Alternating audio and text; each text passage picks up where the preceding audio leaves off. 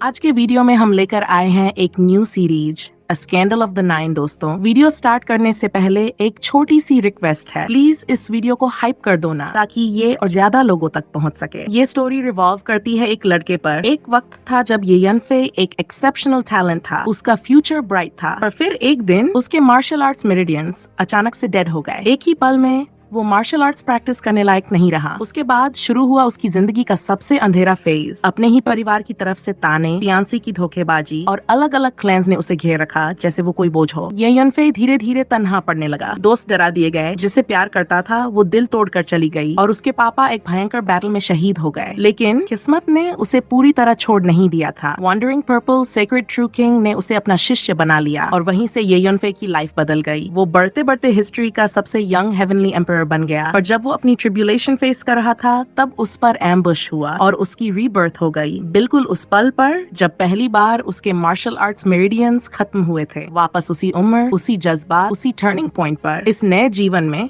ये यनफे फिर से मिलता है अपने पुराने परिवार, पुराने दोस्तों और उसी लवर से। पर इस बार वो एक आम लड़का नहीं, बल्कि एक ऐसे इंसान की रूह रखता है जो एक पूरी दुनिया का हेवनली एम्पर था। पुरानी जिंदगी की यादें और एक नया मौका। अंदर की तरफ पावर, पोजीशन और सेल्फ रिस्पेक्ट का स्ट्रगल, बाहर की तरफ परिवार का ऑनर और उनकी जिम्मेदारियां। ये यनफे एक नया रास्ता चुनता है, एक नई कहानी शुरू होती है। तो चलिए बिना वक्त गवाए इस सीरीज की एक्चुअल स्टोरी शुरू करते हैं। सीन ओपन होता है एक ऐसी जगह पर जहां ये यनफे अपने हेवनली एम्परर रेल्म में हजारों साल तक कल्टिवेट करता आया है। इस लंबे सफर में उसने अनेक मुश्किलें देखी हैं, तब जाकर वो हॉन्गमैन वर्ल्ड का अकेला और सबसे शक्तिशाली हेवनली एम्परर बना है। अब उसके बीच सिर्फ एक कदम बाकी है, ग्रेट ट्रिब्यूलेशन को पास करना, और फिर वो एक गॉड बन जाएगा। उसके बाद 3000 ग्रेट वर्ल्ड्स में कोई भी उसका मुकाबला नहीं कर पाएगा। ये यनफे तैयारी करता है और सीधा ट्रिब्यूलेशन का सामना करने के लिए खड़ा हो जाता है। बैटल शुरू होते ही लाइटनिंग ट्रिब्यूलेशन की शक्ति उस पर टूट पड़ती है, पर ये यनफे हर एक लाइटनिंग स्ट्राइक को आसानी से झेल रहा है। इससे उसका कॉन्फिडेंस और बढ़ जाता है। वो सोचता है,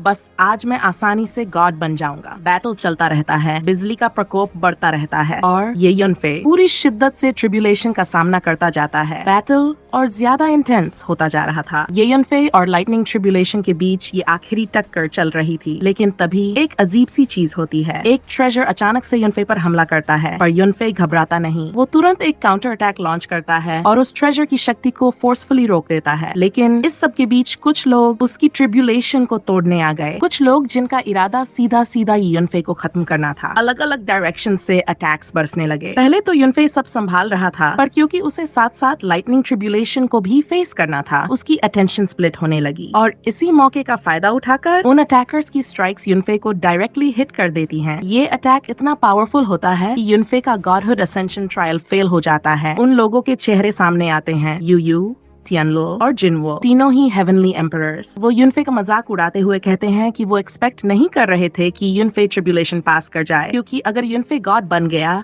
तो फिर उनके पास कभी भी ऊपर जाने का मौका नहीं बचेगा। इसलिए आज यनफे का मरना जरूरी है। यनफे समझ चुका है कि वो फेल हो गया है, पर इसका मतलब ये नहीं कि कोई भी आकर उसे ऐसे ही मार दे। वो उन्हें याद दिलाता है, मैं 9 सन मार्शल गॉड हूँ। ये सुनकर तीनों हेवनली एम्परर्स पैनिक हो जाते हैं, क्योंकि यनफे क्लियरली उनको साथ लेते हुए मरने को रेडी था। तीनों भागने की कोशिश करते हैं, लेकिन यनफे की शक्ति उन तक पहुंच ही जाती है। आखिरकार एक भयानक अटैक में यनफे तीनों हेवनली एम्परर्स को क्रश कर देता है, पर इस अंतिम हमले का इफेक्ट उसके खुद के शरीर पर भी पड़ता है। यनफे गिरने लगता है, उसकी सांसें बोझल होने लगती हैं, और मौत के बिल्कुल पहले उसके दिल में पुरानी यादें फ्लैश होती हैं। उनमें दर्द भी है, पछतावा भी, और वो महसूस करता है कि जिंदगी में कितना कुछ अधूरा रह गया। और तभी यनफे आंख खोलता है। वो अपने पास्ट में है, उसे समझ ही नहीं आता कि ये क्या हुआ। इस वक्त वो चिनफेंग से पिट रहा होता है। चिनफेंग जो बॉडी टेम्परिंग लेवल 3 पर है, और पूरे डिसाइपल्स उसका मजाक उड़ा रहे होते हैं। यनफे जो अभी अभी होश में आया है, हैरान रह जाता है। चिनफेंग जो कब का मर चुका था, वो उसके सामने जिंदा खड़ा है। यनफे के कुछ बोलने पर चिनफेंग इरिटेट हो जाता है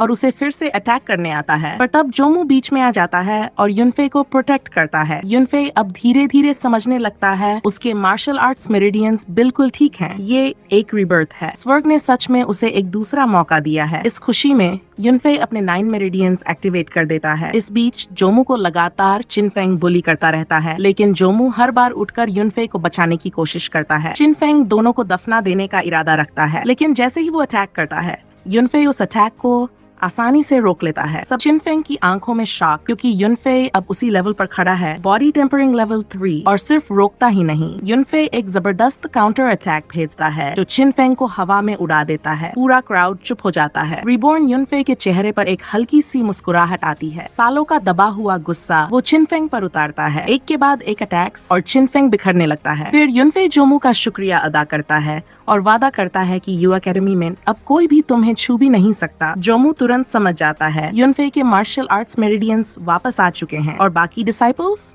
वो सिर्फ इतना सोच पाते हैं, ये कैसे हो सकता है? एक ट्रैश ने चिनफेंग को हरा दिया। जब सब लोग अभी भी चिनफेंग की हार से शॉक थे, तभी माहौल में एक ठंडी सी हवा चलती है और सामने आती है एक लड़की, वही लड़की जिसने पहले युनफे को सबसे ज्यादा नीचा दिखाया था। वो बॉडी टेम्परिंग लेवल 6 पर थी, युनफे से 3 लेवल ऊपर। युनफे अच्छी तरह याद रखता है वो दिन जब चिनफेंग उसे मार रहा था और शिशाओडी बड़ी शान से आई थी सिर्फ एक अनाउंसमेंट करने, उनकी एंगेजमेंट कैंसिल करने। मैरिज ब्रेक करना युनफे को कभी बुरा नहीं लगा, पर शिशाओडी ने वो सब जानबूझकर सबके सामने किया ताकि वो युनफे को पब्लिकली इंसल्ट कर सके। पहले शिशाओडी युनफे से शादी करना चाहती थी क्योंकि वो ये फैमिली का जीनियस था, पर एक ही रात में जब युनफे के मार्शल आर्ट्स मेरिडियंस डेड हो गए, वो जीनियस से ट्रैश बन गया और शिशाओडी को लगा अब ये मेरे लायक नहीं। आज भी वो वही घिसा पिटा ऑफर रिपीट करती है। युनफे को एक मौका देगी, एक्सेप्ट कर लो कि तुम यूजलेस हो, तुम मेरे जैसी लड़की को डिजर्व नहीं करते। पर युनफे के रिबॉर्न दिल को सच पता है, शिशाओडी ने उसकी पीठ के पीछे हमेशा से चिनफेंग के साथ अफेयर चलाया। अगर युनफे कैंसिल करने से मना करे तो वो उसे यहीं बुलवाकर फिर बेइज्जत करती। लेकिन इस बार युनफे की बातों ने शिशाओडी को हिला दिया। उसके सबऑर्डिनेट्स अटैक करने आगे बढ़ते हैं, पर युनफे के सामने वो आसानी से बिल्कुल डरा हुआ शेर बन जाता है और भाग निकलता है। शिशाओडी हैरान, क्योंकि उसे अभी तक नहीं पता कि युनफे के मेरिडियंस रिकवर हो चुके हैं। एक इंस्टेंट मूवमेंट में युनफे उसके पास जाकर उसकी नेक चेन तोड़ देता है। इस चेन में एक वॉइस मैसेज था जिसमें शिशाओडी खुद कह रही थी कि वो चिनफेंग से डीपली इन लव है। पूरे डिसाइपल्स हंसी से पड़ते हैं। जिस लड़की ने युनफे को ट्रैश कहा, आज उसकी सच्चाई सबके सामने है। इंसल्ट से तिल तिल जलती शिशाओडी कहते कहते टूट पड़ती है, तुमने हिम्मत कैसे की मुझे ऐसे बेइज्जत करने की? पर युनफे के लिए ये सब एक्सपेक्टेड है। वो शांति से कहता है, तुमने मुझे चीट किया है तो तुम मेरे परिवार का हिस्सा बनने लायक नहीं हो। और वो नेकलेस, वो मैसेज अब एक प्रूफ बन चुका है कि उनका रिश्ता ऑफिशियली खत्म हो चुका है। एंगेजमेंट कैंसिल तो हो गई, पर जिस तरह से हुई उसे देखकर लगता था कि युनफे ने ही शिशाओडी को बेइज्जत करके छोड़ दिया। गुस्से से भरी शिशाओडी तुरंत अपना अटैक चार्ज करती है। वो लेवल 6 पर है। उसका अटैक युनफे के लिए डेंजरस हो सकता था और तब युनफे महसूस करता है कि उसकी सोल पावर अचानक से गायब हो रही है। वो सोचता है कि इस लड़की को हराने के लिए कोई और तरीका ढूंढना पड़ेगा। शिशाओडी फिर से अटैक करती है, साथ ही युनफे का मजाक उड़ाते हुए, ट्रैश जैसा लड़का मुझसे लड़ रहा है। लेकिन युनफे हर एक अटैक को आसानी से डॉज करता जा रहा है। उसके कॉल मूव्स शिशाओडी को और भी फ्रस्ट्रेट कर देते हैं। तभी एक पावरफुल प्रेजेंस वहाँ लैंड होती है, शिंगनू। वो युनफे के सामने खड़ी हो जाती है और सीधा शिशाओडी को काउंटर अटैक कर देती है। शिशाओडी का गुस्सा अब शिंगनू पर टूट पड़ता है। शिशाओडी धमकी देती है, मैं ये सब अपने फादर को बताऊंगी। शिंगनू बिल्कुल बेफिक्र उसके गले पर एक हल्का सा थप्पड़ जड़ देती है, एक ऐसा थप्पड़ जो शिशाओडी को सीधा पीछे फेंक देता है। शिंगनू का चेहरा गुस्से से तप रहा होता है। अगर तुमने युनफे के बारे में और एक शब्द भी बकवास की, मैं तुम्हें यहीं खत्म कर दूंगी। बेइज्जती और गुस्से से भरकर शिशाओडी वहाँ से निकल जाती है और उसके पीछे चिनफेंग बोलता है, शी फैमिली और किन फैमिली तुम दोनों को छोड़ेंगे नहीं। जैसे ही शिशाओडी और चिनफेंग वहाँ से गए, युनफे ने पूरे डिसाइपल्स को एक तीखी वार्निंग दी। जोमू को अगर किसी ने भी दोबारा तंग किया तो अंजाम चिनफेंग जैसा होगा। पर डिसाइपल्स ने इस बात को हल्का ही लिया। उन्हें यकीन ही नहीं था कि युनफे वाकई चेंज हो चुका है। युनफे के दिल के किसी कोने में एक गहरी खुशी थी, क्योंकि वो फिर से शिंगनू से मिला था। पिछली जिंदगी में भी जब युनफे के मार्शल आर्ट्स मेरिडियंस डिस्ट्रॉय हो गए थे, तब भी शिंगनू ने कभी उसे छोड़ा नहीं। उसने युनफे को उसकी कमियों के साथ एक्सेप्ट किया था, लेकिन युनफे को हमेशा लगता था कि वो शिंगनू के लायक नहीं, क्योंकि उसका दिल बदले की आग से भर चुका था। उसका परिवार तबाह कर दिया गया था और वो खुद को उनका बोझ समझता था। पर इस जन्म में उसके पास एक नया मौका था। वो इस बार उसे खोना नहीं चाहता था, इसलिए बिना झिझक वो शिंगनू के पास गया। उसकी आंखों में खुशी क्लियरली दिख रही थी। मैं हमेशा तुम्हारे साथ रहूंगा। ये सुनते ही शिंगनू का चेहरा लाल पड़ गया और जब युनफे ने कन्फेस किया कि वो उसका फर्स्ट लव थी, शिंगनू तो बोलना ही भूल गई। दोनों धीरे धीरे पास आ रहे थे। एक सिनेमैटिक स्लो मोशन मोमेंट जब शायद वो दोनों किस भी कर लेते, तभी जॉमू ने बीच में घुसकर पूरा मूड ही बिगाड़ दिया। एक एक्वर्ड साइलेंस छा गया। इस बीच शिंगनू ने यूनफे को एक प्योर व्हाइट लोटस पिल दिया, सू फैमिली का रेयर रेमेडी। वो चाहती थी कि यूनफे जल्दी रिकवर हो जाए। शर्म से चीखे लाल शिंगनू वहाँ से निकल गई। जॉमू घबरा गया। शी फैमिली और किन फैमिली हम दोनों का पीछा नहीं छोड़ेंगे, तुम सिटी के बाहर छुपे रहो, मैं संभाल लूंगा। जॉमू के लिए अपनी जान भी कुर्बान कर देना छोटी बात थी, बस यूनफे सुरक्षित रहे, यही उसका मकसद था। पर यूनफे की आंखों में एक अलग ही आग थी। उन्हीं दोनों फैमिलीज की वजह से मेरा पूरा परिवार मिटा दिया गया। मेरा उनके साथ एक पुराने जन्म का हिसाब बाकी है। लेकिन वो जानता था अभी का यूनफे सिर्फ बॉडी टेम्परिंग लेवल 3 का लड़का है। इस लेवल पर वो उनसे लड़ नहीं सकता। इसलिए उसने फैसला लिया, पहले खुद को मजबूत बनाएगा। जॉमू से कहा, यहीं रहो, मैं वापस आऊंगा। उसके दिल में एक वचन गूंज रहा था, 10 साल काफी हैं। एक हेवनली एम्पर होकर मैं अपने परिवार का बदला पूरा करूंगा। उसके दिमाग में जिनवू, तियानलुओ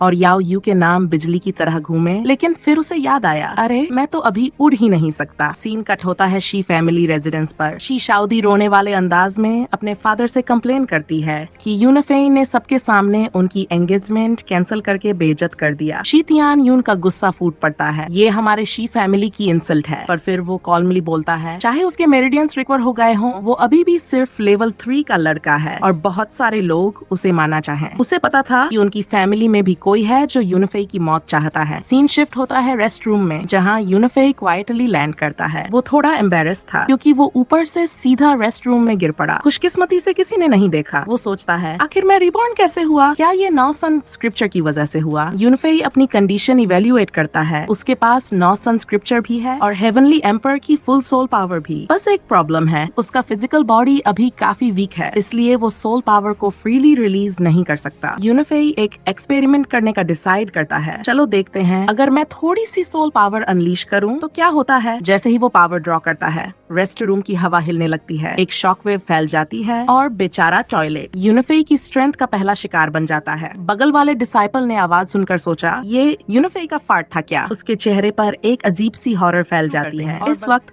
यूनफे अपने पैटर्नल फैमिली के ऑफिशियल रेजिडेंस की तरफ बढ़ रहा है। उसके दिल में एक हल्का सा खुशी का एहसास, क्योंकि इस जन्म में वह फिर से अपने घर लौट सकता है। लेकिन साथ ही साथ पुरानी यादें उसके दिमाग में जोर से उभर रही हैं। वही रात जब शी फैमिली का हेड शी तियान और उसके लोगों ने उनके घर पर अटैक किया था और यूनफे के फादर ने अपनी जान कुर्बान करके उसे बचाया था। वह पछतावा, वह दर्द, यूनफे ने ठान लिया है कि इस बार अपनी नई जिंदगी में वह उस गलती को कभी रिपीट नहीं होने देगा। जैसे ही वह रेजिडेंस के अंदर कदम रखता है, एक तेज अटैक सीधा उसकी तरफ फेंका जाता है। ये हमला ही शैंग का है। वह अब बॉडी टेम्परिंग लेवल 5 रेल्म पर पहुंच चुका है और यूनफे को देखते ही बिना सोचे हमला करता है। उसके हिसाब से यूनफे ने 2 बड़े गुनाह किए हैं, शिनफांग को क्रिपल किया और अपनी एंगेजमेंट टी के साथ तोड़ दी। इसलिए एक फैमिली मेंबर होने के नाते ईशांग मानता है कि यूनफे को सजा देना उसका फर्ज है। लेकिन यूनफे के लिए ईशांग के एक भी अटैक उसे छू तक नहीं पाते। जब हालात ऐसे ही हैं, तो यूनफे थोड़ा मजाक करने का सोचता है। वह हल्की सी 2-3 पंचेस लगाता है, जिससे शांग दर्द से कराह उठता है। ईशांग को पूरा यकीन है कि यूनफे का रेल्म उससे नीचे है, इसलिए वह फिर से अटैक करने का फैसला करता है, क्योंकि उसके हिसाब से फैमिली सक्सेसर की पोजीशन उसके बड़े भाई को मिलनी चाहिए। पर अफसोस, ईशांग का नया अटैक भी यूनफे बहुत आसानी से डॉज कर लेता है। उलझन तो तब बढ़ जाती है जब उल्टा शंगु यूनफे का हल्का सा ब्लो खाना पड़ता है। यूनफे कहता है, स्ट्रेंथ बुरी नहीं,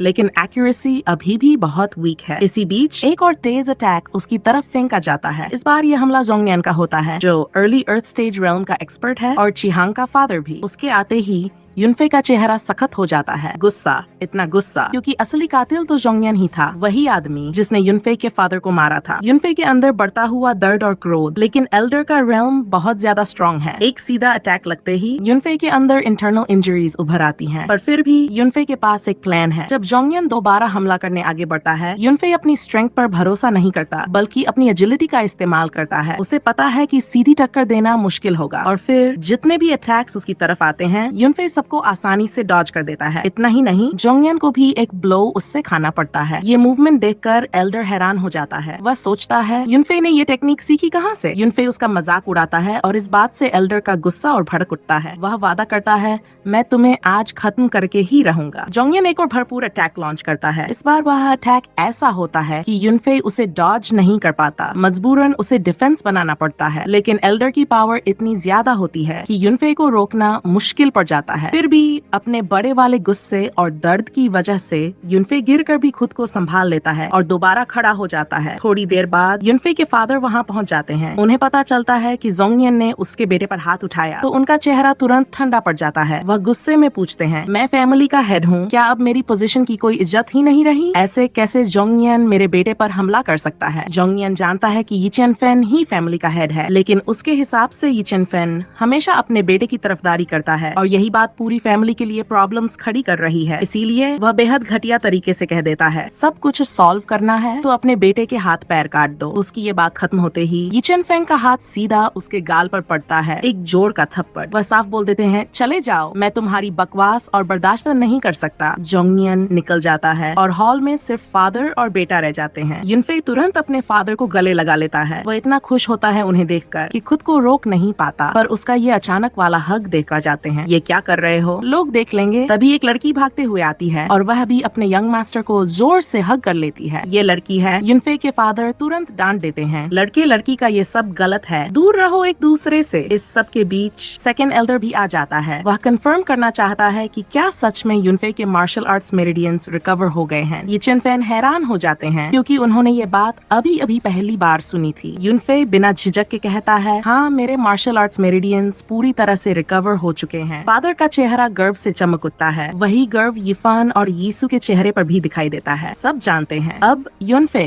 उन्हें फिर से ट्रेन कर पाएगा। युनफे हल्की मुस्कान के साथ कहता है, मैं वापस आ गया हूँ, जिसमें उसका मतलब उसकी पिछली जिंदगी वाले खुद से होता है। अब फैमिली मीटिंग हॉल की तरफ शिफ्ट होती है, जहाँ युनफे अपने फादर को पूरी सच्चाई बताता है जोंगनियन की गद्दारी के बारे में। बताता है कि जोंगनियन ने सिर्फ उनके खिलाफ साजिश ही नहीं की, बल्कि उसने चिन और शी फैमिलीज के साथ मिलकर रिश्ते बना लिए थे। यी चेन फेन ये बात सुनकर सख्त रह जाते हैं। उन्हें हमेशा शक था कि जब से युनफे के स्पिरिचुअल मेरिडियंस डैमेज हुए, तभी से जोंगनियन फैमिली हेड की पोजीशन हासिल करने का मौका ढूंढ रहा था, लेकिन उन्हें कभी अंदाजा नहीं था कि वह चिन और शी फैमिलीज तक से हाथ मिला लेगा। आखिर चिन, यी और लियू, ये चारों ग्रेट फैमिलीज हमेशा से राइवल्स रहे हैं। जोंगनियन का आज का अटैक देखकर लग रहा था कि ये फैमिली का कोई एल्डर भी उसके पीछे खड़ा हो सकता है। युनफे अपने फादर को वार्न करता है, तैयार रहना होगा, खासकर क्लैन कंपटीशन में जो 3 दिन बाद शुरू होगा। टियानफेंग उससे कहता है, चिंता मत करो, मुझे तुम पर भरोसा है। पर ये बात उन्हें हैरान जरूर करती है कि युनफे के मार्शल आर्ट्स मेरिडियंस कैसे रिकवर हुए, लेकिन सच कहूँ उन्हें फर्क नहीं पड़ता। उनके लिए सबसे बड़ी बात यह है कि उनका बेटा ठीक हो गया। युनफे बताता है कि कंपटीशन के करीब आते ही जोंगनियन अपने बेटे यिले को उस पर अटैक करने देगा और बहुत मुमकिन है कि यिले बॉडी टेम्परिंग लेवल आज तक ब्रेक थ्रू कर चुका हो, इसलिए युनफे को बहुत ध्यान रखना होगा। युनफे एक शांत सी मुस्कान के साथ कहता है, चिंता मत कीजिए, अपकमिंग कंपटीशन में यिले जीत ही नहीं सकता। युनफे अपने फादर से पूछता है कि क्या उनका रेल्म 7 साल से रुका हुआ है। अगर उनके पास लेवल 3 शुआनयुआन पिल होती तो वह उन्हें लेट अर्थ स्टेज रेल्म तक पुश कर सकती थी, पर दिक्कत ये थी कि ये पिल बहुत महंगी होती है और फैमिली की हालत देखकर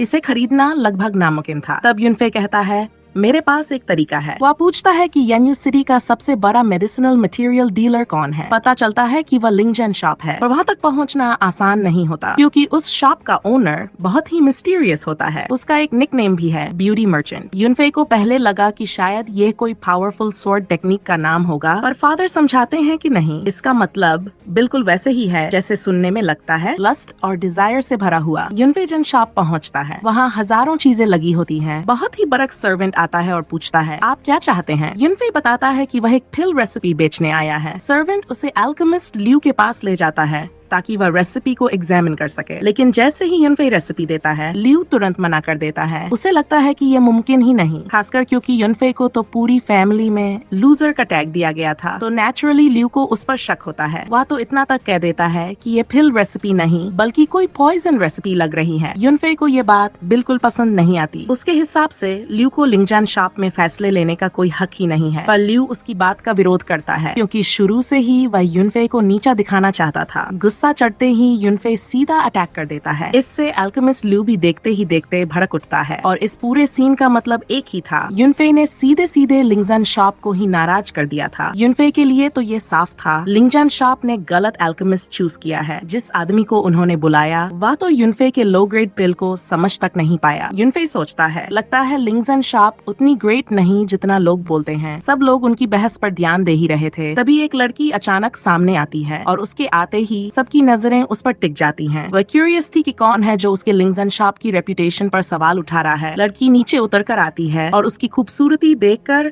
सब लिटरली सांस रोक लेते हैं। ये खूबसूरत लड़की थी शाओ कुकू, लिंगजन शॉप की हेड। लियू तुरंत कंप्लेन करना शुरू कर देता है, लेकिन शाओ कुकू एक झटके में उसे मार देती है क्योंकि उसे कोई हक नहीं कि वह उसे ऑर्डर्स दे। युनफे जानता था कि शाओ कुकू को हैंडल करना आसान नहीं होगा, लेकिन उसके अंदर कुछ इंटरनल इंजरीज थी और युनफे डिसाइड करता है कि वह इस बात का इस्तेमाल करेगा। शाओ कुकू सबको घर जाने के लिए कह देती है क्योंकि अब वह खुद इस प्रॉब्लम को सॉल्व करेगी। युनफे उसके चेहरे को देखकर सोचता है, लोग जैसी तारीफ करते हैं शायद बिल्कुल सही करते हैं। पर शाओ कुकू को ये सब सुनने का बिल्कुल मूड नहीं था। वह सीधे डैमेज की टोटल कॉस्ट कैलकुलेट करने लगती है और वह इतनी महंगी थी कि सुनते ही किसी का भी होश उड़ जाए। लेकिन युनफे को इस सब से फर्क नहीं पड़ता क्योंकि उसके पास पैसे वैसे भी नहीं है और वह बिल्कुल भी पे नहीं करेगा। शाओ कुकू को यकीन हो गया कि युनफे का असली इरादा यहाँ दंगा करना ही था, इसीलिए वह बिना हिचकिचाए पर अटैक कर देती है। उसकी मूवमेंट्स बहुत फास्ट थी पर युनफे के लिए उन्हें डॉज करना मुश्किल नहीं था और जब मौका मिलता तो युनफे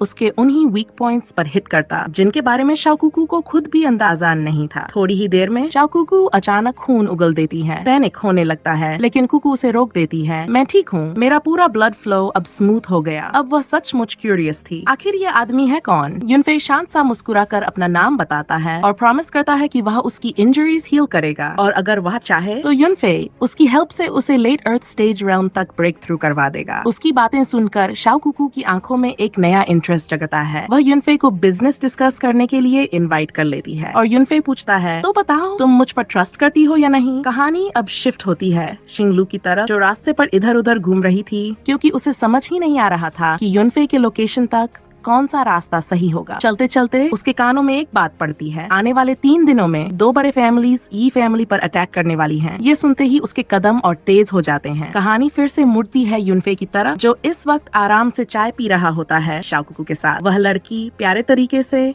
युनफे की समझ को प्रेज करती है जैसे कोई फाइनली उसे समझ पाया हो। उसके बाद वह सीधे अपने कोऑपरेशन की बात चालू करना चाहती है। युनफे कामली कंफर्म करता है कि हाँ, वह उसकी इंजरीज को हील कर सकता है। इसी बीच एल्डर हुआंग उसे एक सख्त वार्निंग देता है कि युनफे को बिल्कुल ईमानदार रहना होगा। अगर उसने लिंगजन शॉप को धोखा देने की हिम्मत की तो सजा इतनी बड़ी होगी कि उसका अपना फैमिली भी उसे बचा नहीं पाएगा। युनफे हर एक शब्द समझ जाता है और वहीं पर उन्हें एक पिल रेसिपी दिखा देता है। जैसे ही एल्डर हुआंग युनफे का लिखा हुआ पढ़ते हैं, उनकी आंखों में एक चमक आ जाती है। इंग्रेडिएंट्स का कॉम्बिनेशन इतना पावरफुल था कि उन्हें तुरंत समझ आ गया, ये तो कोई आम पिल नहीं बल्कि एक अनमोल ट्रेजर जैसा फॉर्मूला है। सिर्फ बॉडी फाउंडेशन को स्ट्रॉन्ग करने का ही काम नहीं करता, बल्कि युनफे सजेस्ट करता है कि ये पिल बॉडी के सारे टॉक्सिन्स को भी साफ कर देता है। इससे कल्टिवेटर बिल्कुल शांत और सेफ तरीके से इस पिल का यूज कर सकता है और अपनी ट्रेनिंग को एक नए लेवल पर ले जा सकता है। एल्डर हुआंग गहरी सांस लेकर कंफर्म करते हैं कि ये पिल वाकई कमाल का है। युनफे के पास जो पिल थी उसके फॉर्मूला को देखकर वह पूरी तरह श्योर था कि लिंगजन शॉप का नाम और भी ज्यादा मशहूर हो जाएगा और इस रेसिपी को देने का युनफे का असली मकसद भी यही था, लिंगजन शॉप के साथ पार्टनरशिप। इस डील के हिसाब से प्रॉफिट दोनों तरफ से 50-50% बांटा जाएगा। एल्डर हुआंग थोड़ा हैरान था क्योंकि इस रेसिपी से युनफे अकेला भी बहुत बड़ा प्रॉफिट कमा सकता था, फिर भी वह उनको इतना बड़ा फायदा दे रहा था। शाओ कुकू ने तुरंत अग्री कर लिया और कहा कि हर महीने की सेल्स कमीशन वो पर्सनली उसे दे देगी। युनफे ने समझा पर एक छोटी सी रिक्वेस्ट की, कमीशन मेरे फादर को दे देना क्योंकि उन्हें पैसों की जरूरत थी। युनफे सिर्फ एडवांस पेमेंट का थोड़ा हिस्सा लेगा। उस रिंग के अंदर लगभग 10,000 स्पिरिचुअल क्रिस्टल स्टोन्स थे और साथ ही लिंगजैन शॉप का एक स्पेशल गेस्ट प्लेट भी था। वह उन्हें एक स्टोरेज रिंग भी दे देता है और युनफे को उसके साथ बिजनेस करने में सच में खुशी हो रही थी। जाने से पहले युनफे ने शाओ कुकू के ट्रीटमेंट के लिए जो मेडिसिनल इंग्रेडिएंट्स चाहिए होंगे वह सब बता दिए और वादा किया कि जब सब तैयार हो जाए तो वह 3 दिनों के अंदर वापस आएगा और खुद उसका इलाज करेगा। और सबसे खास बात, युनफे ने उससे कुछ भी रिटर्न में नहीं चाहा। वह कहता है, ये गिफ्ट समझ लो। शाओ कुकू उसकी बातों से, उसकी पर्सनैलिटी से काफी ज्यादा अट्रैक्ट हो चुकी थी। युनफे अपनी जर्नी में आगे बढ़ रहा था, तभी बीच में उसकी मुलाकात फिर से शिंगलू से हो गई। थोड़ा सा शर्मिंदा सा फील हुआ, लेकिन फिर शिंगलू को अचानक याद आया कि कई लोग युनफे को टारगेट कर रहे हैं। युनफे पहले से ही सब जानता था और हर चीज के लिए तैयार था। शिंगलू मदद करना चाहती थी, लेकिन युनफे नहीं चाहता था कि वह इन्वॉल्व हो। उसने शिंगलू को आश्वासन दिया कि वह खुद सब हैंडल कर लेगा। शिंगलू का असली मकसद था कि वह युनफे को पर्पल गोल्ड जिनसेंग पिल दे, जो उसके लिए बहुत मददगार साबित होगी। शिंगलू की इस दया भरी सोच ने युनफे के दिल को और भी गहरा बना दिया। उसे सच में पछतावा हुआ कि पहली जिंदगी में उसने इस लड़की को डिसअपॉइंट किया था, लेकिन एक पल बाद एक तेज अटैक सीधा उसकी तरफ फेंका गया। यह हमला था ग्रैंडमा रोंग का। खुशकिस्मती से शिंगलू ने इस अटैक को ब्लॉक कर दिया और तभी युनफे को एहसास हुआ कि शिंगलू के साथ एक पावरफुल पर्सन भी है। युनफे ने इस अटैक को ज्यादा इम्पोर्टेंस नहीं दी और एक्सक्यूज मांगकर वहाँ से चल दिया, क्योंकि कुछ ही दिनों में उसके पास काम था, इसलिए वह अगले 3 दिन तक उसे नहीं मिल पाएगा। शिंगलू ने समझ लिया और बोली, मैं आपका इंतजार करूंगी। उस रात ये फैमिली रेजिडेंस में दिख रहा था कि शाओयू खाना प्रिपेयर कर रही थी ताकि अपने यंग मास्टर की मदद कर सके, क्योंकि वह अपकमिंग कंपटीशन पर फोकस करने वाले थे। लेकिन दोस्तों, जो खाना शाओयू ने बनाया वह खाना लगता ही नहीं था, बल्कि जैसे जहर का मिक्सचर हो। और जैसे ही वह अपना ध्यान कुकिंग पर लगा रही थी, अचानक किसी ने उस पर अटैक कर दिया। इसी दिन क्लैन का ग्रेट कंपटीशन होल्ड किया जा रहा है। डिसाइपल्स यहाँ इकट्ठा हुए हैं अपनी एबिलिटीज शो ऑफ करने के लिए, और एल्डर्स भी। कुछ एल्डर्स को लगता है कि युनफे अब वर्दी नहीं रहा, लेकिन सेकंड एल्डर का मानना है कि युनफे के पास अभी भी एक चांस है। कुछ ही पल बाद यी चिनफेंग अनाउंस करता है कि एनुअल फैमिली कंपटीशन अब स्टार्ट होने वाला है। फर्स्ट राउंड यंग जनरेशन का अरीना मैच है। जो भी जीतेगा वो फैमिली का कोर डिसाइपल बन जाएगा और क्लैन की तरफ से स्पेशल ट्रेनिंग मिलेगी। यी चिनफेंग उन्हें वार्न करता है कि फेयर फाइट करें और एक दूसरे को किल ना करें। इवेंट तुरंत स्टार्ट हो जाता है। यिक्शियांग पहला फाइटर होता है। वो किसी को भी इनवाइट करता है कि आओ और उसका सामना करो। लोग हैरान होते हैं कि यिक्शियांग इतना एरोगेंट क्यों लग रहा है। साथ ही सब ये भी सोच रहे हैं कि युनफे कहाँ है, पर क्योंकि सामने यिक्शियांग ही था, ये फन आगे बढ़ता है। 5th level of body tampering पर होने के बावजूद वो यिक्शियांग से इजीली डिफीट हो जाता है। वो तो सीधा दूर तक उड़ जाता है। डिसाइपल्स एक्सपेक्ट ही नहीं कर रहे थे कि यिक्शियांग बॉडी टेम्परिंग रेल्म के 6th लेवल तक पहुंच चुका है। ये देखकर फर्स्ट एल्डर यिक्शियांग की प्रोग्रेस की तारीफ करता है। एक एक करके जितने डिसाइपल्स आगे आते हैं, सब उसके हाथ से इजीली डिफीट हो जाते हैं। ये सब यी चिनफेंग के लिए भी अनएक्सपेक्टेड था। इसी बीच एल्डर्स को लगने लगता है कि सारे रिसोर्सेज सिर्फ यिक्शियांग को ही दिए जाने चाहिए। ये सुनकर जोंगयन भी एरोगेंट होने लगता है। उसे लगता है उसका बेटा यूजलेस युनफे से कहीं ज्यादा सुपीरियर है। यी चिनफेंग उससे कहता है कि इतना ओवर कॉन्फिडेंट मत हो, क्योंकि उसके बेटे का मार्शल आर्ट्स मेरिडियन रिकवर हो चुका है। उसकी टैलेंट के साथ वो बहुत जल्दी हायर लेवल्स तक पहुंच जाएगा। पर जोंगयन याद दिलाता है कि फैमिली की कंडीशन अब इतनी अच्छी नहीं है, और अगर वो रिसोर्सेज एक पीस ऑफ ट्रैश पर वेस्ट करते रहे तो ये सबके लिए नुकसान होगा। फर्स्ट एल्डर उसकी बात से एग्री कर लेता है। आखिर युनफे 3 साल से क्रिपल्ड है। अब उसे फैमिली की हैवी रिस्पॉन्सिबिलिटी संभालना पॉसिबल नहीं लगता। इसी वजह से एल्डर्स डिसाइड करते हैं कि आज के मैच के रिजल्ट्स के बेसिस पर सक्सेसर को फिर से रीइलेक्ट किया जाए। लेकिन सेकंड एल्डर इस बात को तुरंत रिजेक्ट कर देता है, क्योंकि उसे लगता है कि वो लोग टियानफेंग और युनफे को नीचे गिराने की कोशिश कर रहे हैं। Although he objected, बाकी सब एल्डर्स अग्री कर गए। इसलिए इसी दिन फर्स्ट एल्डर अनाउंस करता है कि फैमिली का सक्सेसर अरीना मैच के बेसिस पर रीइलेक्ट किया जाएगा। जो भी जीतेगा वो फैमिली का फर्स्ट यंग मास्टर बनेगा। ये न्यूज नेचुरली सारे डिसाइपल्स को शॉक कर देती है। टियानफेंग उन्हें रिमाइंड करने की कोशिश करता है कि उसका बेटा अभी भी फर्स्ट यंग मास्टर ही है। फर्स्ट एल्डर उसकी बात समझ जाता है, इसलिए अगर युनफे अपनी पोजीशन रिटेन करना चाहता है तो उसे सभी का अरीना चैलेंज एक्सेप्ट करना होगा। सेकंड एल्डर फिर से ऑब्जेक्ट करने की कोशिश करता है, पर उसकी कंडीशन अब बिल्कुल ठीक नहीं है। उसके बाद टियानफेंग रियलाइज करता है कि इसी वजह से जोंगयन ने उसके बेटे पर अटैक किया था, क्योंकि उसने एल्डर्स को परसुएड कर लिया था। जोंगयन उससे कहता है कि एल्डर्स मीटिंग में जो डिसीजन हुआ है उसकी वायलेशन वो बिल्कुल न करे। फ्रस्ट्रेटेड होते हुए भी थियांग कुछ कर नहीं सकता, क्योंकि ये रूल उनके फैमिली के एंसेस्टर ने बनाया था। सीन शिफ्ट होता है फैमिली के अल्केमिस्ट रूम की तरफ। युनफे इस वक्त एक 3rd level Yuan replenishing pellet purify कर रहा है। प्यूरिफिकेशन सक्सेसफुल होता है, लेकिन यीले को डिफीट करने के लिए जो बॉडी टेम्परिंग रेल्म के 8th लेवल पर है, युनफे को जोंगयन के बैकअप प्लान से बहुत सावधान रहना होगा। उसे पता है कि अपने करंट रेल्म के साथ वो सर्टनली विन नहीं कर सकता, इसलिए युनफे को कोई ऐसा तरीका सोचना होगा जिससे वो अपने और यीले के बीच के रेल्म डिफरेंस को कवर कर सके। युनफे हेवनली एम्परर से सोल पावर ड्रॉ करना स्टार्ट करता है। इसका मतलब उसके पास सोल पावर टेक्निक होनी चाहिए। दूसरे शब्दों में उसे सोल्स को गैदर करके एक वेपन में डालना होगा। युनफे सोल करोडिंग नीडल चूज करता है, लेकिन क्योंकि कंपटीशन ऑलरेडी स्टार्ट हो चुका है, वो नॉर्मल कल्टिवेशन मेथड यूज नहीं कर सकता। इसलिए युनफे अपना 9 सन सोल पावर यूज करता है। पर जब युनफे फोकस कर रहा होता है, तब युआनफेंग आता है और इन्फॉर्म करता है कि शू यू उसके स्टूवर्ड ने किडनैप कर लिया है। ये सुनकर युनफे नेचुरली शॉक हो जाता है। सीन फाइटिंग अरीना की तरफ शिफ्ट होता है। शू यू अपने ओपोनेंट पर बिल्कुल भी मर्सी नहीं दिखाता। ओपोनेंट सरेंडर कर चुका होता है, फिर भी शू यू उसे अटैक करते रहता है। युआन फेंग बिल्कुल bewildered होता है कि शू यू ये सब क्यों कर रहा है। आखिर दोनों ही क्लैन के डिसिपल्स हैं, पर शू यू बोस्ट करता है कि वो उन सबसे ज्यादा स्ट्रांग है। स्टिल नॉट सेटिस्फाइड, वो डिमांड करता है कि कोई तुरंत आकर उसका सामना करे, क्योंकि अगर कोई नहीं आया तो वही फैमिली का फर्स्ट यंग मास्टर बन जाएगा। युआन फेंग उसे रिमाइंड करता है कि उसने अभी तक युनफे से फाइट ही नहीं की, इसलिए ये वैलिड नहीं है। शांग युनफे को तुरंत बाहर आने के लिए बोलता है और कहता है कि वो उसका वेट करेगा, पर अगर युनफे नहीं आया तो फैमिली सक्सेसर की पोजीशन उसकी हो जाएगी। दूसरी तरफ क्लियरली दिख रहा है कि शू यू युआन फेंग के हाथ से टॉर्मेंटेड हो रहा है। वो शू यू को फोर्स करना चाहता था कि वो कहे युनफे ने यंग मास्टर शांग से चोरी की है, पर चाहे शू यू कितना भी सिवियरली इंजर्ड हो, वो अपने यंग मास्टर के खिलाफ कभी भी ऐसी फॉल्स एक्यूजेशन नहीं देगा। इसका रिजल्ट ये होता है कि यूफू उस पर और भी टेरेबल टॉर्चर करने जा रहा था। उसी वक्त शू यू की फिंगर्स ब्रेक होने के बिल्कुल करीब थी। उसकी स्क्रीम युआन फेंग को सरप्राइज कर देती है और इस शॉक से उसे इंटरनल इंजरीज हो जाती हैं। ये बिल्कुल वही था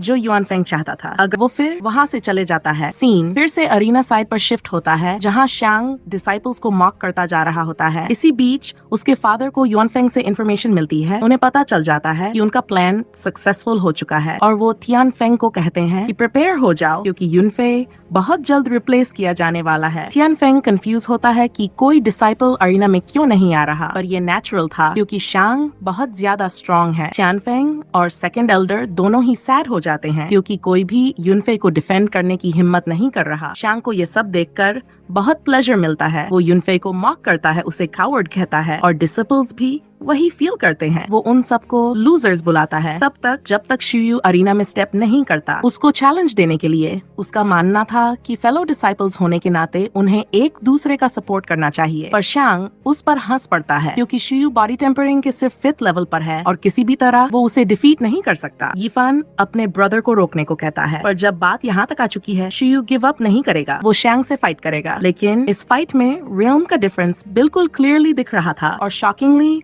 शैंग सोर्ड ओरा का इनिशियल फॉर्म भी अचीव कर चुका था। ये किसी ने एक्सपेक्ट नहीं किया था। शू यू उसके अटैक को विथस्टैंड करने की कोशिश करता है, पर सब बेकार जाता है। वो एक स्ट्रॉन्ग अटैक से हिट हो जाता है और उसका वुंड काफी डीप होता है। इसी बीच थोड़ा इंजर्ड शैंग और भी एनरेज्ड हो जाता है और तुरंत उसे फिनिश करने का इरादा कर लेता है, पर तभी एक फास्ट मूवमेंट शू यू को प्रोटेक्ट करता है और ये कोई और नहीं युनफे की अराइवल होती है। वो सब कुछ अपने ऊपर लेने को कहता है। जोंगनान हैरान हो जाता है कि युनफे अभी भी यहाँ आ सकता है। शांग बिना वेट किए अटैक लॉन्च करता है, ये प्रूव करने के लिए कि युनफे ही रियल लूजर है, पर युनफे बहुत आसानी से उसको एक हल्का सा स्लैप देता है और कहता है कि किसी ने कभी नहीं कहा कि लोएस्ट लेवल हाईएस्ट लेवल को डिफीट नहीं कर सकता। वो शांग को समझाता है कि वो सिर्फ लूजर से ज्यादा है। ये सुनकर शांग डरा हुआ तुरंत बेहोश हो जाता है, अभी भी इस पर बिलीव नहीं कर पा रहा। आफ्टर ऑल उसने ही फोर्सिबली युनफे की कल्टिवेशन को डिस्टर्ब किया था और उसे इंटरनल इंजरीज दी थी। युनफे तुरंत अपनी करंट स्ट्रेंथ डिस्प्ले करता है, जहाँ एक लेवल के बाद एक लेवल बढ़ता गया है। सेकंड एल्डर कभी एक्सपेक्ट नहीं कर रहा था कि युनफे सिर्फ 3 डेज में 3 लेवल्स ऊपर आ जाएगा। युनफे अब बॉडी टेम्परिंग रेल्म के 6th लेवल पर है। वो सबके चैलेंजेस एक्सेप्ट कर लेता है। इस स्टेटमेंट से जोंगयान फ्रस्ट्रेट हो जाता है, पर टियानफेंग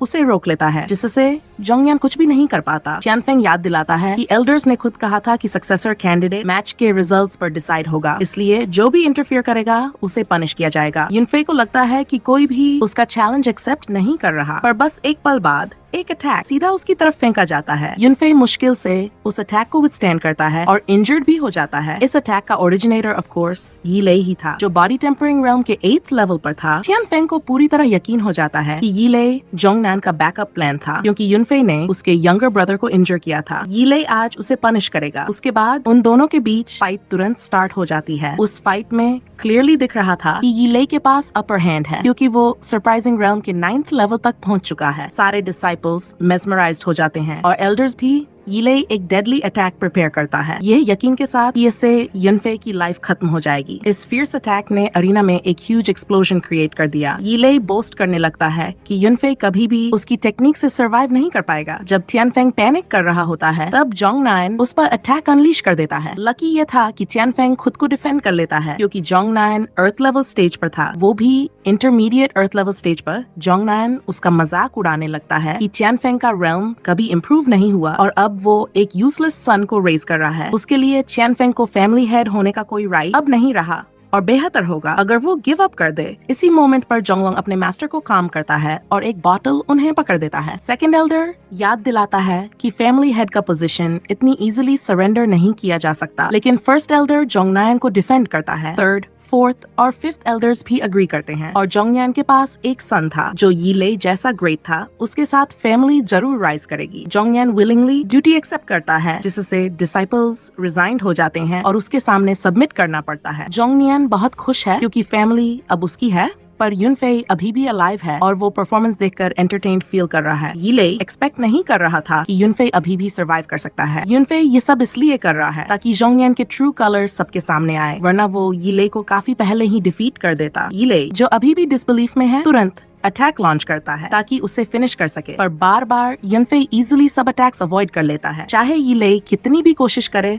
सब बेकार है। यीले युनफे से कहता है कि तुरंत अपनी फॉर्म रिवील करो और युनफे उसकी रिक्वेस्ट ग्रांट करता है। यीले की स्वॉर्ड इजीली युनफे के हाथ में आ जाती है और तुरंत युनफे अटैक लॉन्च करता है। यीले हेल्पलेस हो जाता है। यीले सिवियर इंजरी सफर करता है, पर लकीली युनफे अभी भी उसकी लाइफ स्पेयर करता है और इस तरह युनफे विनर बन जाता है। उसके साथ साथ वो सोर्ड ओरा भी मास्टर कर चुका है। यीले हेल्पलेस गिरता है, पर जब युनफे डिस्ट्रैक्टेड होता है, यीले तुरंत अटैक लॉन्च करता है। वो बिल्कुल श्योर था कि अटैक युनफे की लाइफ डिस्ट्रॉय कर देगा, पर अनफॉर्चुनेटली अटैक इजीली ब्लॉक हो जाता है। एक्चुअली युनफे ने यीले की लाइफ स्पेयर की थी, लेकिन इतना कनिंग और क्रूअल है, अब फॉरगिव नहीं किया जा सकता। सोल कोरोडिंग नीडल तुरंत यीले की लाइफ एक्सटिंग्विश कर देता है। जोंगनियन सच में शॉक हो जाता है और युनफे उसके पास अप्रोच करता है, क्योंकि चाहे कुछ भी हो उसे पनिश करना जरूरी था, क्योंकि जोंगनियन डर गया और शाओयू को अपनी प्रॉब्लम्स में इन्वॉल्व किया। हाल जो कुछ हुआ उसके बाद युंगनियन का गुस्सा आसमान पर था और रीजन भी सिंपल था। युआन पायन इतनी हिम्मत से उस पर इल्जाम लगा रहा था, जबकि वो एक इल्डर है। लेकिन युआन पायन सब जानता था, जिस दिन से वो फैमिली हिट की सीट नहीं जीत पाया, उसी दिन से युंगनियन ने इल्डर्स को उकसाना शुरू कर दिया ताकि यंग डिसिपल कॉम्पिटिशन का पूरा सिस्टम बदल दिया जाए और इससे फ्यूचर हेड चुनने की कॉम्पिटिशन बना दिया जाए। और इस सब में शाओयू को हार्ड करना भी उसके प्लान का हिस्सा था, ताकि शाओयू मेंटली टूट जाए और उसकी फाइटिंग स्पिरिट खत्म हो जाए। युआन पाई की बातें सुनकर इल्डर्स का चेहरा सफेद हो गया, क्योंकि युंगनियन सच में काफी तेज दिमाग वाला निकला। युंगनियन लगातार सब कुछ मना कर रहा था, तो युआन पाई ने तुरंत अपने लोगों को बुला दिया। वही एक सर्वेंट ने आकर पूरा सास कन्फर्म कर दिया। बस ये सुनकर युंगनियन थोड़ा हिल गया। फिर सीन फ्लैशबैक होता है, जहाँ क्लियरली दिख रहा था कि शाओयू को बुद्ध जन्म करके डर दिया जा रहा था। उन लोगों को पूरा यकीन था कि शाओयू को यहाँ बंद करके युआन पाई बैटलफील्ड तक कभी भी नहीं पहुंच पाएगा। शाओयू की हालत देखकर समझ आ रहा था कि उसके साथ बुरी गंदा टॉर्चरिंग की गई और वो दो सर्वेंट्स उसे वही मारने वाले थे। लेकिन उससे पहले वहाँ का गार्ड युआन पाई ने एक झटके में खत्म कर दिया। अपने मास्टर को देखकर शाओयू को थोड़ी सांस मिली, पर युआन पाई उसकी हालत देखकर अंदर से फट चुका था गुस्से से। तभी युंगनियन के फॉलोअर्स भी वहाँ आ गए, क्योंकि वो नहीं चाहते थे कि युआन पाई जिंदा निकल जाए। लेकिन युआन पाई के सामने ये सब लोग खुश भी नहीं थे। उस सर्वेंट का हाल तो ऐसा था कि वो युआन पाई को देखते ही खप गया। कुछ ही देर बाद चाओ मू भी वहाँ आया। वो उस सर्वेंट को खत्म करना चाहता था, क्योंकि उसने शाओयू को बहुत बड़ा नुकसान पहुंचाया था, पर युआन पाई ने उसे रोक दिया, क्योंकि उन्हें एक गवाह चाहिए था जो प्रूफ दे सके कि युंगनियन ने क्या किया। युआन पाई को पूरा यकीन था कि युंगनियन को उस स्पेशल मेथड का कोई आइडिया नहीं था जो पावर को एकदम से बढ़ा देता है, और उसी मेथड की वजह से युआन पाई इनके साथ नीचे काम करने वाले लोगों को आसानी से हरा देता है। इसके बाद थियनपिंग ने सबूत देना शुरू किया जोंगनियन और जिंगजियांग के रिलेशन के बारे में। यह एक क्लियरली प्रूव हो गया कि जोंगनियन ने ही फैमिली का इलेक्टर चुरा के किन फैमिली को दे दिया। आखिरकार इल्डर्स को समझ में आ गया कि इली और जिंगजियांग इतनी पास ग्रो क्यों हुई। ये न्यूज सुनते ही सबके अंदर गुस्सा बढ़ गया और यहाँ तक कि डिसिपल्स भी नाराज हो गए। लेकिन जोंगनियन फिर भी अपना डिफेंस करने लगा, बोला कि जो भी किया उसने फैमिली के लिए किया, पर असली बात ये थी कि उसने फैमिली के लिए नहीं अपने लिए किया था, अपनी बड़ी एम्बिशंस के लिए, फैमिली लीडर बनने के लिए। इल्डर्स कभी भी अपनी फैमिली ऐसे गद्दार को नहीं देंगे, इसलिए बेहतर यही कि जोंगनियन खुद सरेंडर कर दे। जोंगनियन यकीन ही नहीं कर पा रहा था कि उसकी सालों पुरानी प्लान युआन पाई ने इतनी इजीली पकड़ ली। उसके दिमाग में सारे क्वेश्चंस घूमने लगे जो उसे दीवाना करने के लिए काफी थे। फैमिली हेड होने के नाते तो जोंग नियन ने किया। उसके लिए थियनफिंग ने डिसाइड किया कि उसे डेथ सेंटेंस मिलना चाहिए, लेकिन सरेंडर करने के बजाय जोंग नियन ने फाइट करने का डिसीजन लिया। उसने एक पिल खाई जो उसकी पावर को तुरंत बूस्ट कर देती है। बहुत तेज स्पीड से जोंग नियन ने थियनफिंग पर अटैक किया, जिसे युआन पाई सांस में शॉक हो गया। जोंग नियन सोच रहा था कि अब उसका अटैक थियनफिंग की जान ले चुका होगा और फिर फैमिली उसके हाथ में आ जाएगी, लेकिन थियनफिंग अभी भी जिंदा था, जो जोंग नियन के लिए शौक था। और ऊपर से थियनफिंग ऑलरेडी रियलम के फाइनल स्टेज तक पहुंच चुका था। और ये सब हुआ युआन पाई की वजह से, क्योंकि युआन पाई ने पहले ही उस फील्ड को सक्सेसफुली प्यूरिफाई कर दिया था। इसीलिए उसकी फादर ने अपनी हालों की स्टेशनेशन तोड़ पाई। जोंग नियन ने तुरंत अपना अटैक युआन पाई की तरफ डायरेक्टली किया, लेकिन युआन पाई इजीली सब अटैक्स एवॉइड कर गया और आप दोनों डायरेक्टली एक दूसरे से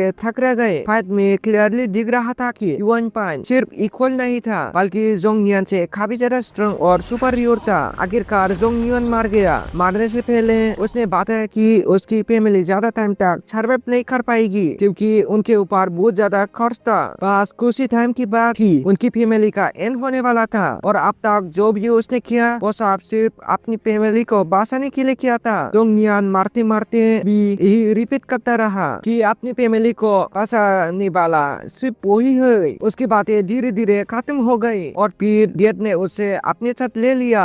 कुछ देर बाद थियनफिंग को एक बुरा न्यूज मिला। वह क्लियरली दिख रहा था कि उनकी फैमिली की सब दूसरे क्लैन के लोग अटैक कर रहे थे। वो लोग वो खर्च वसूल रहे थे जो उनकी फैमिली ने लिया था, और ऊपर से डिसेबल्स पर भी लगातार अत्याचार हो रहा था। उन्होंने डिसेबल्स को रोकने की रिक्वेस्ट की, क्योंकि अगर नहीं रोकते तो फैमिली हेड बहुत गुस्सा हो जाएगा। लेकिन उन सब बातों पर वो लोग बस हंसी उड़ा रहे थे। तभी थियनफिंग वहां पहुंचा और उसे देखते ही वो लोग डर गए। उन्होंने थियनफिंग के सामने सिर झुका के रेस्पेक्ट दिखाया, लेकिन थियनफिंग थोड़ा इनोइड था, क्योंकि उसने ऐसा पहले ही सुन लिया था और खासकर जोंग नियन के साथ उनके रिलेशनशिप्स के बारे में भी पता था। वो लोग समझने लगे कि वो सिर्फ कर्ज वसूलने आई है, और ऊपर से वो लोग युआन यू की 4th ग्रेड क्लैंस में से थे। इसी डिसीजन के बीच एक और आया जो कैस्टल का स्टीम लॉर्ड था। क्योंकि जोंग नियन उसकी फैमिली का मेंबर था, इसलिए कर्ज भी नेचुरली उनकी फैमिली को ही चुकाना था। उसने रिक्वेस्ट की कि फैमिली अपना प्रॉमिस तोड़ना मत। युआन पाई ने ये सब एक्सेप्ट कर लिया, जिससे उसके फादर थोड़ा नर्वस हो गए, क्योंकि फैमिली की कंडीशन इतनी अच्छी नहीं थी। स्टीम लॉर्ड ने युआन पाई को फैमिली का यंग मास्टर रिकॉग्नाइज किया। साथ ही उसने वो एग्रीमेंट लेटर्स भी चेक किए जो उनकी फैमिली, केन फैमिली और लू फैमिली के साथ साइन हुई थी। और ये सब आज कंप्लीट करना था, मतलब सारी पेमेंट आज ही करनी थी। कुछ ही देर बाद जिउ सुसो भी पहुंच गई, थोड़ी लेट होने का अफसोस फील करते हुए। फिर उसने खुद को सबके सामने इंट्रोड्यूस किया। गोंग रन ने पूछा कि वो यहाँ किस रीजन से आई है, और ऑब्वियसली उनका मेन पर्पस था थियनफिंग से मिलना। लगता था वो उसकी फैमिली के साथ कोलैबोरेशन में थी। वो धीरे धीरे युआन पाई से और करीब आती गई और बता रही थी कि फ्यूचर में उसकी शॉप्स उसकी फैमिली के साथ बिजनेस करेंगे, और ऊपर से आज वो उन्हें 10,000 क्रिस्टल स्टोन्स देने वाली थी। ये सुनते सब लोग शॉक हो गए। वो अकेली नहीं आई थी, शिव जिंगलू भी वहाँ थी। और जब शिव सुसु ने युआन पाई के पास उसे देखा तो वो तुरंत इरिटेट हो गई। उसकी पर्पस था युआन पाई की हेल्प करना, तो उसे किसी और की हेल्प की जरूरत नहीं थी। और ऊपर से वो 20,000 क्रिस्टल स्टोन्स भी ले आई थी। ये सुनते वहाँ के लोग और भी शॉक हो गए, लेकिन शिव सुसु भी पीछे हटने वाली नहीं थी। उसने वही शिव जिंगलू को चिढ़ना शुरू किया, क्योंकि वो जानती थी कि शिव जिंगलू युआन यू एकेडमी की सबसे ब्यूटीफुल लड़की है। शिव जिंगलू भी पीछे हटना नहीं चाहती थी, और उसने शिव सुसु को आंटी बुला दिया, क्योंकि शिव सुसु उसे बारी थी और एड्रेस परफेक्टली फिट लग रहा था। शिव सुसु ने इस बात को ज्यादा दिल पर नहीं लिया, क्योंकि वो पूरी तरह श्योर थे कि फ्यूचर में युआन पाई को एक ज्यादा मेजर पार्टनर की जरूरत पड़ेगी जो उसकी हेल्प कर सके। तो उसका यहाँ होना युआन पाई के फ्यूचर के लिए हेल्पफुल हो सकता था। टानफिंग बस खड़ा देख रहा था कि कैसे उसका बेटा दो ब्यूटीफुल लड़कियों के बीच फुल हो रहा है। युआन पाई के लिए ये पहली बार था, शायद उसके लिए हेवनली एम्पायर बनना भी इतनी इजी नहीं था जितना ये सिचुएशन था। टानफिंग ने अपनी बेटे की हेल्प करने की कोशिश की और बोला कि पहले डेब्ट सेटल कर लेती है।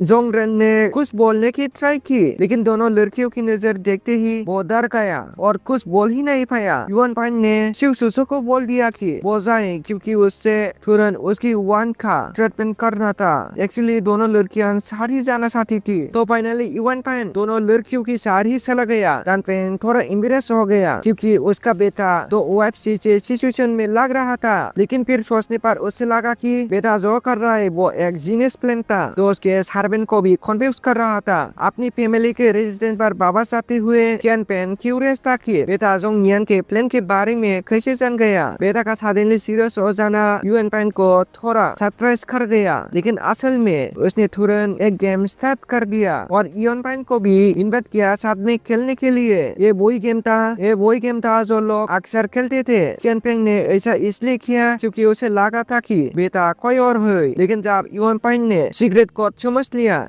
तब कियान पेन को रिलीफ हुआ। युआन पेन को भी ये फील हुआ और दोनों को खुशी हुई कि इसका कोड अभी भी याद है। हालांकि इससे उसे यूज किए काफी टाइम हो गया था। अगर गलत समझ लेता तो शायद उसके फादर उसे बुई खत्म कर देते। कियान पेन फिर से मेन इश्यूज पर आया और अपनी फैमिली की करंट सिचुएशन देखकर वो वरिड था कि बेटा कैसे अपकमिंग कंपटीशन को फेस करेगा, क्योंकि उन्हें बहुत सारे रिसोर्सेस की जरूरत थी। लेकिन तभी वो शौक हो गए जिन फैमिली की तरफ से एक ओसा चमकता हुआ पिलर ऑफ लाइट देखकर। जिन फैमिली के एल्केमी रूम में उस फैमिली के यंग मास्टर ने सक्सेसफुली हेवनली स्पिरिट बॉडी को अवेक कर लिया था। उसकी पावर सांस में पूरी एक्स्ट्रा ऑर्डिनरी थी। वो यंग मास्टर बहुत क्यूरियस था कि उसकी हेवनली स्पिरिट बॉडी कितनी पावरफुल है, तो उसने तुरंत अटैक कर दिया वहाँ मौजूद डिसेबल्स पर और एक ही मूवमेंट में उसे फिनिश कर दिया। हालांकि वो डिसेबल्स उसे रहम की भीख मांग रहा था। यंग मास्टर जिन बहुत सैटिस्फाइड फील कर रहा था। वो तरफ से जिन फैमिली पूरा कॉन्फिडेंट हो चुकी थी कि अब वही सब पर डोमिनेट करेंगे, यहाँ तक कि उन्होंने युआन पेन को भी थोड़ा अंडर एस्टिमेट करना शुरू कर दिया। युआन पेन की तरफ देखते हुए उसने रियलाइज किया कि जिन ने डेफिनेटली हेवनली स्पिरिट को सक्सेसफुली अवेक कर लिया होगा और उसके फादर के लिए एक नेचुरली सरप्राइज था, क्योंकि आखिरकार ये बॉडी एक बुरी रिया कल्टीवेशन सिस्टम है। पूरे एम्पायर में भी जिन एन के अवेकिंग के साथ वो डेफिनेटली युआन पेन को फ्यूचर कंपटीशन में टारगेट करेगा।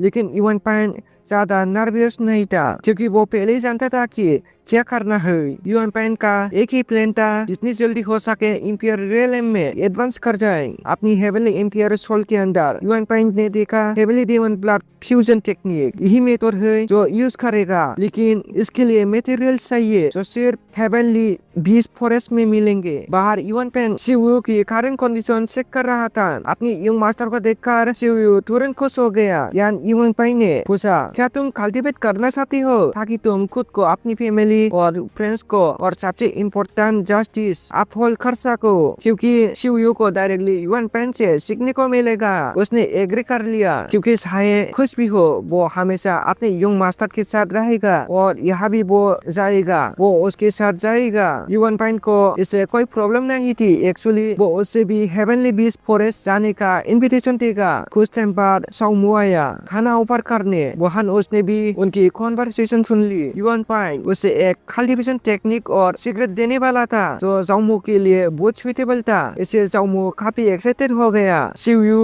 उसकी प्रेजेंस पर ज्यादा फोकस नहीं किया और जाओमू से बोला कि कुछ फॉर ले आए। बाहर ये देखा गया कि यीशुई युआन पेन से मिलना चाहता था, लेकिन वो सरप्राइज हो गया जब किसी ने उससे तरफ बढ़ते हुए देखा। फिर वो तुरंत उसके पीछे चल गए। इस बीच किन फैमिली के मीटिंग हॉल में वो डिस्कशन कर रहे थे कि उनके फैमिली में हुआ क्या। चिथियानवन भी वहाँ थी और लुआन जियो भी। वो पहले से जानते थे कि जोंगनियन फेल हो चुका था। तीन फैमिली हेड काफी इनोइड था, क्योंकि जोंगनियन ने उनकी प्लान को रुइन कर दिया। चिथियान ने कहा कि उन्हें टेंशन लेने की जरूरत नहीं है, क्योंकि वो डेफिनेटली आने वाले कॉम्पिटिशन को डोमिनेट करेंगे, खासकर क्योंकि किनियन ने अपना हेवनली स्पिरिट बॉडी अवेक कर लिया था। तो उनके फैमिली के लिए आने वाले फाइट में कोई प्रॉब्लम नहीं होगी। किन फैमिली ये सास में चाहता था कि एक कॉम्पिटिशन चो, लेकिन प्रॉब्लम प्रॉब्लम ये थी कि युआन पाइन क्योंकि वो कंटिन्यूसली सरप्राइज क्रिएट करता रहा अपनी मार्शल आर्ट्स मेरिडियन रिस्टोर करने के बाद कुछ टाइम बाद एक डिसिपल आया अपनी मास्टर को खुश बताने के लिए। ये उस फिगर के आने के बारे में था जिसे